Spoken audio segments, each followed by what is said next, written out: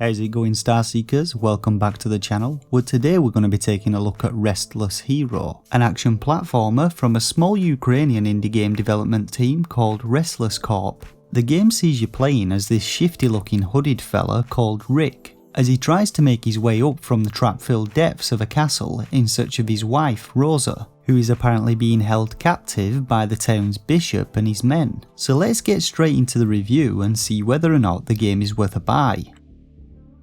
So things kick off with a bit of an intro where we see Rosa with a massive head buying some goods from a wizard looking chap called Mr. August who can't even get a name right. Rosa then returns home to find her husband Rick returned from a hunt early, after which she expresses a desire for the two of them to leave the town due to an increased number of people being burnt to death in witch hunts conducted by the Inquisition. Lo and behold, the bishop turns up knocking at the door and carts Rosa and Rick off with the help from his giant spoon-wielding henchman, tossing Rick down into the dungeons where the game begins. Now I will mention that grammar mistakes are found throughout the game's dialogue, but it's still easy to follow, and some mistakes even add humour to what should be a serious plot, which is not always a bad thing. Now gameplay in Restless Hero keeps things very simple, with the objective in each of the game's 30 levels being to simply reach the exit door to proceed on to the next level. Level layouts start out relatively simple, but quickly work up to being quite complex mazes of rooms and corridors. And I will say this, it can become an issue as there's no clear direction on where you should be going, and it's usually just a case of stumble around until you find the exit door. Now to get about levels you're able to move, jump and perform wall jumps, with your character sticking to walls Ninja Gaiden style. But the jumping in the game takes some getting used to, as pressing your jump button doesn't just perform an upward jump, it also propels you forwards. And this can be pretty irritating when hopping between smaller platforms or jumping to avoid dangers. For the most part though, platforming is fine when you get to grips with the unusual jumping mechanics.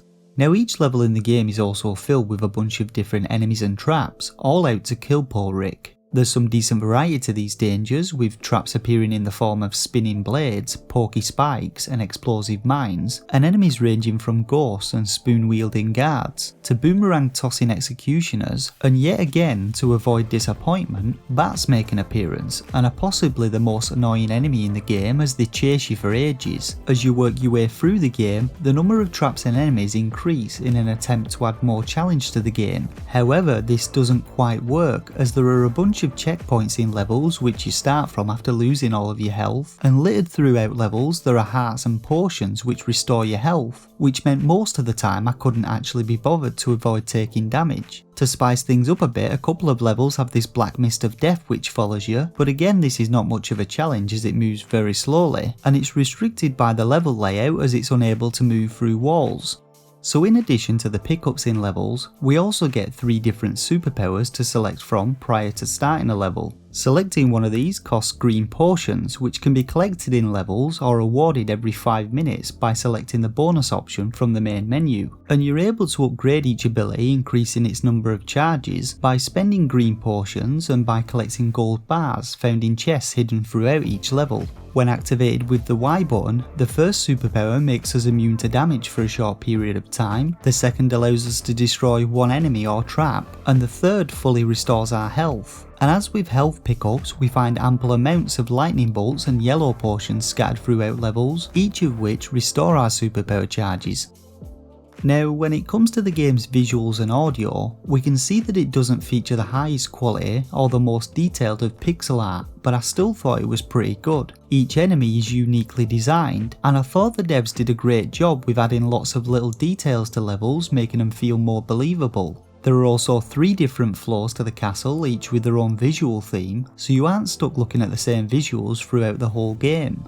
Now, audio on the other hand just isn't the best. While sound effects are alright, the game's music features 5 or 6 simple audio loops, each lasting about 15 seconds each, and they quickly become repetitive and irritating. Now before rounding off this review, I want to touch upon some bugs which occurred during my playthrough, which weren't game breaking but could be pretty irritating. I'll start with one that I actually liked, which made me permanently immune to any sort of damage, and allowed me to simply walk right through any dangers on my way to the exit door. Next, I encountered a bug whereby I died and was unable to respawn, which required me to quit out and restart the level. I had a bug which saw me able to walk underwater, which usually results in an instant death. And finally, there were a number of different visual bugs where the sprites for some of the levels' design were drawn over the top of platforms, traps and enemies, which did result in my death a couple of times. So in summary, I thought Restless Hero was an okay platformer. There were some good ideas, but the execution of them left the game feeling a little rough around the edges. Completing its 30 levels will take around 3 hours or so on average if you're not seeking out chests or bothered about the game's storyline, which is mainly told by finding key items hidden in different levels. So now let's get on to rating Restless Hero. Now I rate games between 1 and 5 stars, with a shovelware stamp of approval reserved for the worst games on the eShop. This rating is based on my own personal opinion on the quality and quantity of a title's gameplay and whether I feel it offers value for money to potential buyers. For a rating, I'd give Restless Hero 2 out of 5 stars. While it's not the most polished of platformers and I think it's a little overpriced for the game's length, the developers still did a good job with Restless Hero and I look forward to seeing what they come up with next.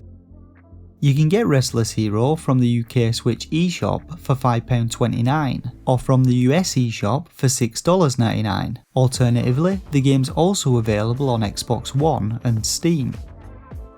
And that's it for this review of Restless Hero. Don't forget to hit that like button if it helped you out, and subscribe to the channel to be notified of future Switch reviews and content. I want to say a quick thanks to the Patreons for supporting the channel, and if you're interested in becoming one and getting access to additional behind the scenes content, you'll find a link in the description box below.